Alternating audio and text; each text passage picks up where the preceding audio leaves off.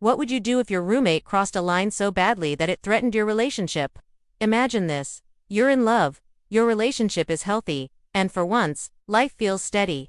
But suddenly, someone who lives under the same roof decides that your boyfriend isn't just your boyfriend, but our boyfriend. Sounds like a bad joke, right? Well, for one 19-year-old woman, this wasn't a joke. It was her reality.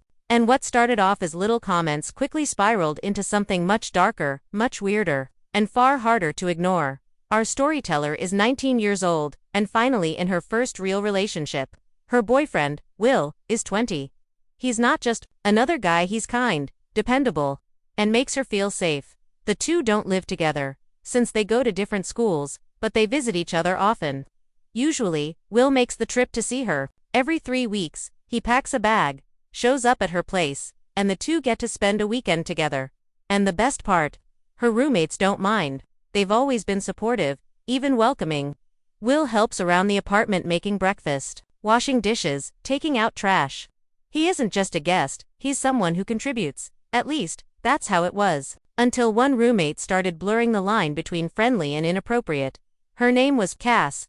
Cass was also 19, and ever since her messy breakup a few months back, something about her felt different.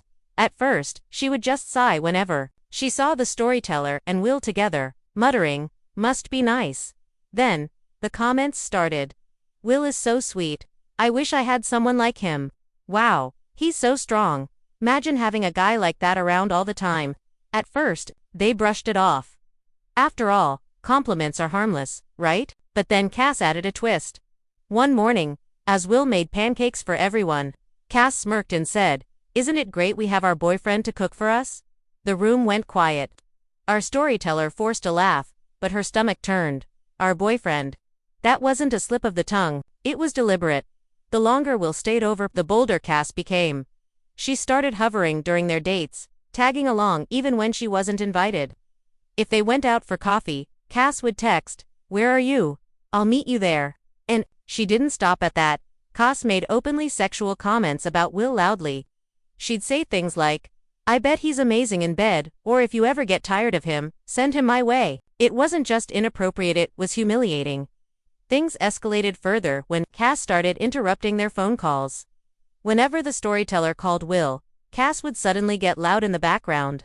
She'd shout about her own sex life, tossing in details no one wanted to hear. It wasn't subtle, it was calculated. She wanted attention. She wanted to insert herself into their relationship. At first, Will tried to be patient. "She's just going through a phase," he said, "ignore her." But ignoring her didn't work. The breaking point came one weekend. Will had just arrived for a visit, and the two were finally getting a quiet evening together. They shut the door, curled up, and tried to enjoy the time they rarely got. That's when Cass barged in. She was wearing nothing but underwear and a loosely tied bathrobe, standing in the doorway. She leaned against the frame and said, with a smirk, "Don't pretend you don't want me, Will. You can't resist forever." Our storyteller froze. Will looked horrified. "Cass, what the hell are you doing?" he snapped, sitting up. But Cass only shrugged. "Relax. It's not like she doesn't know. We can all share, right? He's our boyfriend, after all." The audacity. The sheer violation. That night, everything changed.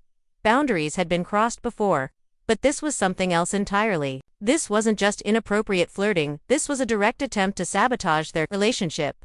The storyteller and Will confronted her, setting the clearest boundary possible. "This stops now." But Cass only laughed, as if they were being dramatic. When it became clear she wasn't going to stop, the group of roommates sat down for a serious talk. Enough was enough. Cass didn't take it well. She shouted. She cried. She accused them of ganging up on her. But the decision had been made. She had to go. Her parents were called, and eventually they agreed to take over her rent.